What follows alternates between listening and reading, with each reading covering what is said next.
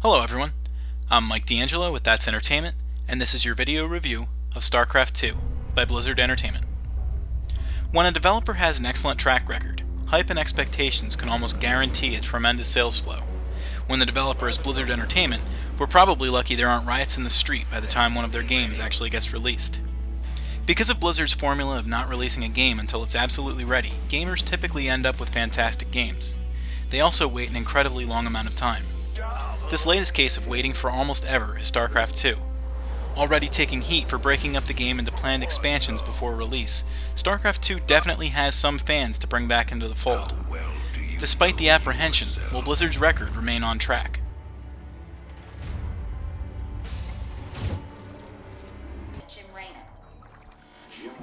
Represents a clear and 4 years after the events of the Brood War, a relative peace has been brought back into the galaxy.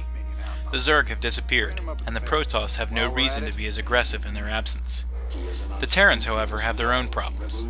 Emperor Arcturus Mengsk and his dominion, the Sons of Korhal, are still spreading their tyranny across the far reaches of space. With less alien life to focus on, Jim Raynor can aim his sights at the diabolical Emperor. As a rebel in the eyes of many of the Terran people, Raynor and his raiders have a lot of PR work to do.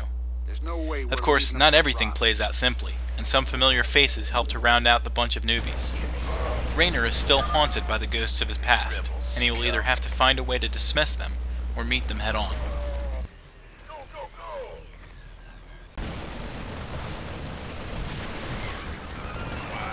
A lot of the flack that Starcraft 2 received at first was for the way that it seemingly did nothing to change from the original game, besides making it look better. There was a very good reason for that. It worked. There was no reason to take apart the old, still awesome system from the original game, only to overcomplicate things instead. That isn't to say that this sequel is entirely like its predecessor. There are plenty of changes that go beyond first glance. For one, as expected, there are the new units. Though this release, the Wings of Liberty, focuses mainly on the Terran, you get to experience the Protoss and Zerg enhancements via multiplayer. Still, the main overhaul so far looks to be on the Terran. The story ties into the game very well, integrating your choices outside of battle into advantages on the planets below. The single player also allows you to transition from the older units to the new and improved advances of the farther future.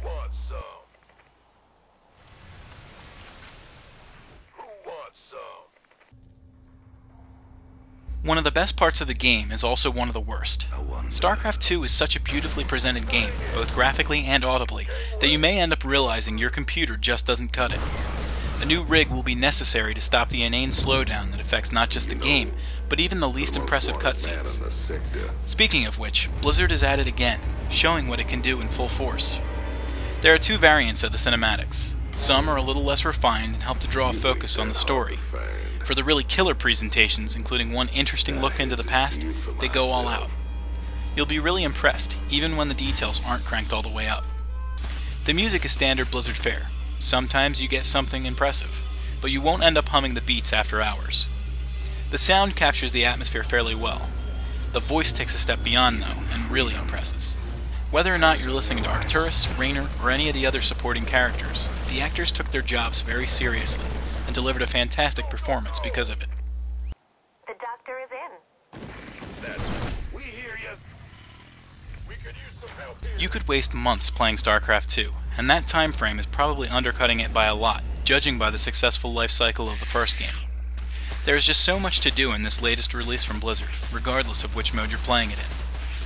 In single player, you have a wide array of extra things to fight for, including credits, which can help you to hire ready and willing mercenaries, or allow you to bolster certain aspects of your already available units. You can also research both the Zerg and the Protoss, which helps you to advance technology, and take advantage the best way you can. There are also several places in the game that require a choice on your part, leading to one of two distinct scenarios in the campaign. Once you beat the game, you're allowed to go back and tackle the opposite missions as well. The multiplayer offers the best scope of the replayability. Every game is generally different, though you will become accustomed to the tried and true tactics of the regular players. You can play as any of the factions in multiplayer, and not just the fully represented Terrans. Once you're done with the regular game types, you can turn around and go into custom maps, which can be so drastically different, featuring such modes from tower defense all the way to Nexus Wars.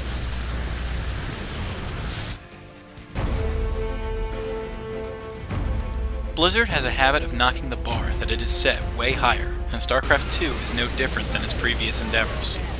What it does right, it does really right. There is hardly anything to complain about, but those who look hard enough for something will find it.